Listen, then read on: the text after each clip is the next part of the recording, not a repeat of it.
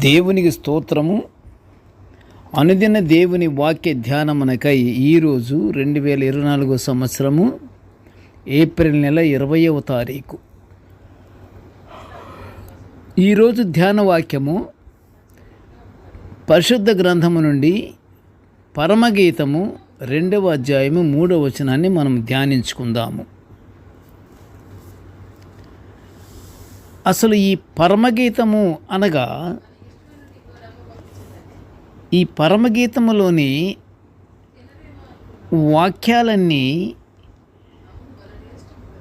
ఒక ప్రణయ కావ్యంగా కనిపిస్తాయి. ప్రణయంగా ఉంటుంది అది. కానీ ఈ ఈ పరమగీతం అనే ఈ గ్రంథం ఇశ్రాయేలు ప్రజల పట్ల దేవునికి ఉన్న ప్రేమకు సాదృశ్యము అని అనేక మంది యూదులు కానీ మతబోధకులు కానీ అభిప్రాయపడ్డారు.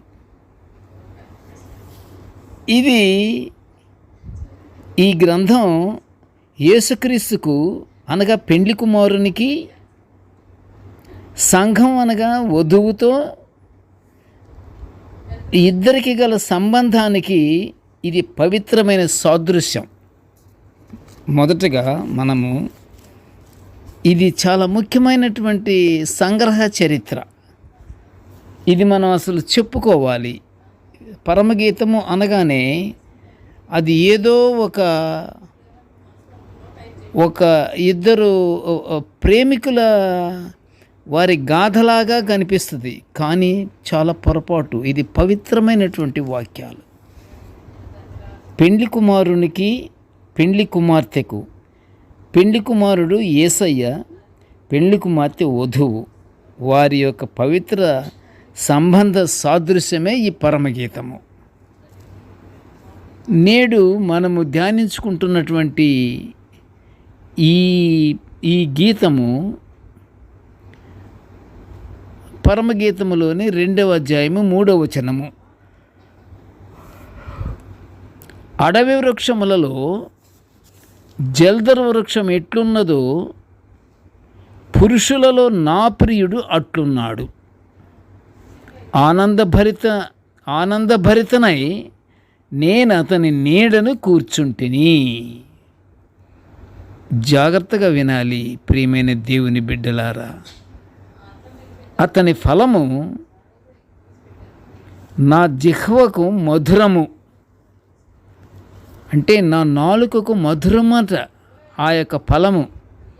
ఆ చెట్టు క్రింద నీడను విశ్రమించారు. ఆ ఫలాన్ని కూడా భుజిస్తే అది జిహ్వకు చాలా మధురముగా ఉన్నదట. ప్రియ దేవుని బిడ్డలారా, ఈరోజు ధ్యాన వాక్యము జల్దర్ వృక్షమైన మన ప్రభువులో నుండి వచ్చు ఆశీర్వాదాల గురించి ధ్యానించుకుంటున్నాము. జల్దర్ వృక్షం అనగా ఆనందాన్నిచ్చే వృక్షము. జల్దర్ వృక్షము నీడలో కూర్చుని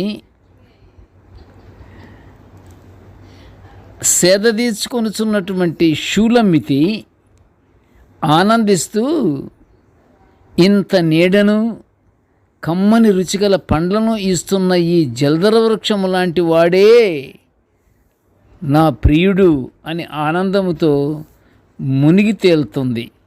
ఆ యొక్క జల్దర వృక్షం కింద నీడన కూర్చొని సేద తీర్చుకుంటూ ఆనందాన్ని అనుభవిస్తున్నటువంటి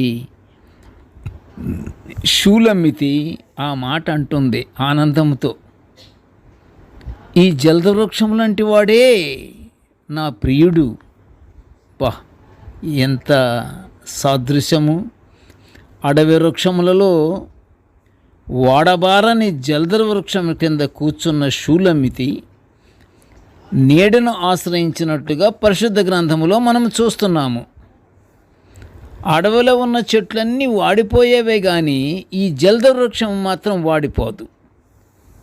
ఈ జల్దర్ వృక్షము శాశ్వతమైన నీడనిచ్చే చెట్టు, ఆశ్రయమిచ్చే చెట్టు, మంచి ఫలాలనిచ్చే చెట్టు. అవి ఆత్మీయ ఫలాల క్రింద కూడా మనము భావించుకోవచ్చు. అలాంటి గొప్ప చెట్టు అది. అందుకని ఆ నీడలో షూలమ్మితే ఆనందంగా ఉంది. అపొస్తలుడైన పౌలు గారు ఫిలిప్పీలకు రాసినటువంటి లేఖలో లేదంటే పత్రికలో 4వ అధ్యాయం 4వ వచనములో ఏమంటున్నాడు? ఆనందించుడి, ఆనందించుడి అని పదే పదే చెప్తున్నాడు ఆ సంఘానికి. షూలమితి కూర్చుని ఉన్న జల్దరు వృక్షము మన ప్రభువుకు సాదృశ్యమై ఉన్నది.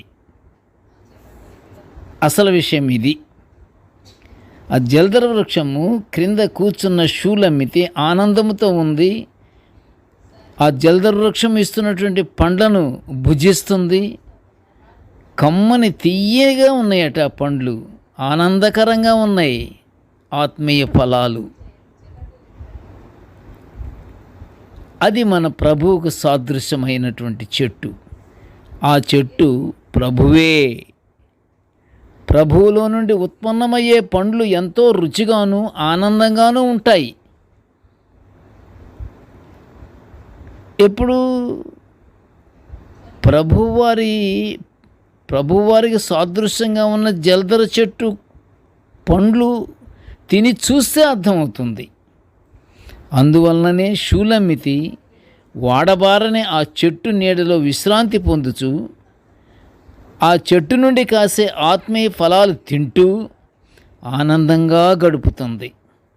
ఉల్లాసంగా ఉంది, ఉత్సాహంగా ఉంది.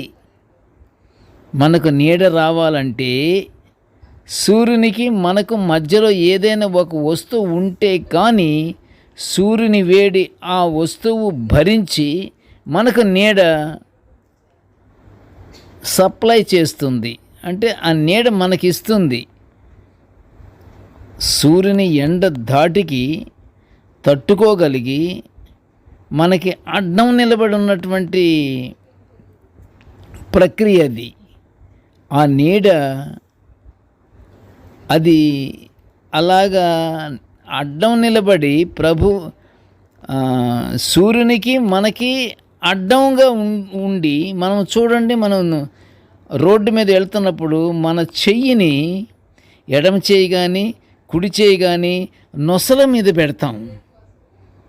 ఎండ తాకిడికి దెబ్బకి మనం తట్టుకోలేక మన చెయ్యి హస్తమే మనకి ఆ ఎండని మరుగుపరుస్తుంది.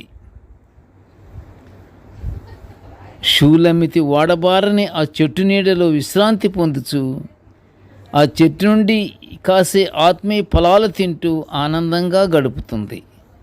మనకు నీడ రావాలంటే సూర్యునికి మనకి మధ్యలో ఉండాలి. ఆ వస్తువు భరించి మనకు నీడనందిస్తుంది. ప్రభువుని పోలిన ఆ వాడబారని జల్దరు వృక్షము నీడనిచ్చుచు ఆశ్రయం కలుగజేస్తుంది. షూలమితి ఆ యొక్క ఆనందాన్ని, ఆ సమయాన్ని, ఆ గొప్ప అవకాశాన్ని పొందుకుంటుంది. అలాగే క్రీస్తుకు సాదృశ్యమైన బండ కూడా వేడిని భరించి మనకు త్రాగునీరు, ఆశ్రయం కల్పిస్తుంది. అందుకని ఒకసారి యెషయా ప్రవక్త కూడా 25వ అధ్యాయం 3వ వచనములో ఏమంటున్నాడంటే, తండ్రి నీ రెక్కల నీడలో నన్ను దాచుము అని దేవుణ్ణి వేడుకుంటున్నాడు. మనమందరము కష్టాలు వచ్చినప్పుడే కాదు, మామూలుగానే రెగ్యులర్గానే దేవుని నీడలో మనం బ్రతకాలని దేవుణ్ణి మనం కోరుకోవాలి. దేవుని రెక్కల నీడలో మనము దాగుకొని ఉండాలి. కీర్తనకారుడు అంటాడు కదా, నా దాగు స్థలము నీవే. ఎంత ఉన్నతమైన మాటలు, ఎంతంత గొప్ప మాటలు, ఎంత నమ్మకమైన మాటలు, ఎంత పొందుపర్చిన మాటలు అవి. నా దాగు స్థలము నీవే, యెషయా ప్రవక్త కూడా అంటున్నాడు, నీ రెక్కల నీడలో నన్ను దాచయ్యా అని దేవుని వేడుకుంటున్నాడు. కనుక ప్రియ దేవుని బిడ్డలారా, ఒక్కసారి మనము ఆలోచించి మనం కూడా దేవుని యొక్క రెక్కల నీడ మనకి కావాలని మనం కోరుకోవాలి. ఆయన శరణు మనము పొందుకోవాలి. ఆయన అనుగ్రహించే పరలోకాశీర్వాదాలు మనం పొందుకొని మనము దేవుని బిడ్డలముగా మనము జీవించాలి.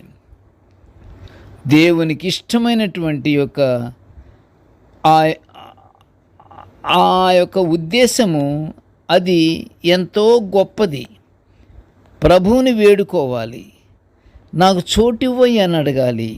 కీర్తనకారుడైతే ఏకంగా నేను చెప్పాను కదా ఇందాక, నా దాగుస్థలము నీవే, అంతే.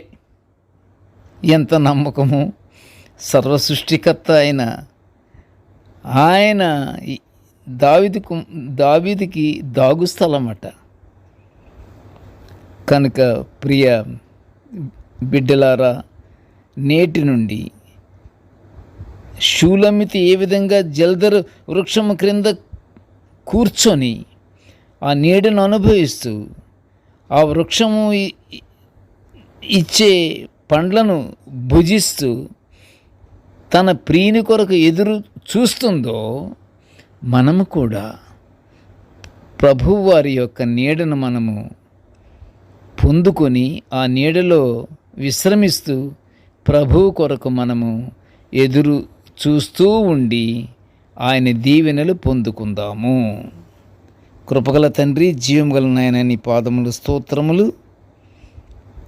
దేవా, నిత్యము తండ్రి, నీ యొక్క దివ్యమైన వాక్యాన్ని మేము ధ్యానించుకునే భాగ్యాన్ని మాకు అనుగ్రహిస్తున్నందుకు దిగ్గనమని స్తోత్రములు నాయన. కృపగల తండ్రి, నేటి ధ్యాన వాక్యం వినుచున్న ప్రతి బిడ్డను ఆశీర్వదించయ్యా. ఇదిగో తండ్రి, నీ నీడలో మేము మా జీవితాలను మేము గడుపుకునే భాగ్యాన్ని మాకు అనుగ్రహించి మమ్మల్ని ప్రతి ఒక్కరిని ఆశీర్వదించి దీవించమని తండ్రి, ఈ మనవులన్నీ యేసయ్య పుణ్యనామమున వినయముగా వేడుకొంచుంటున్నాము తండ్రి. ఆమెన్. దేవుడు మనల్ని అందరినీ బహుగా దీవించుగాక. ఆమెన్.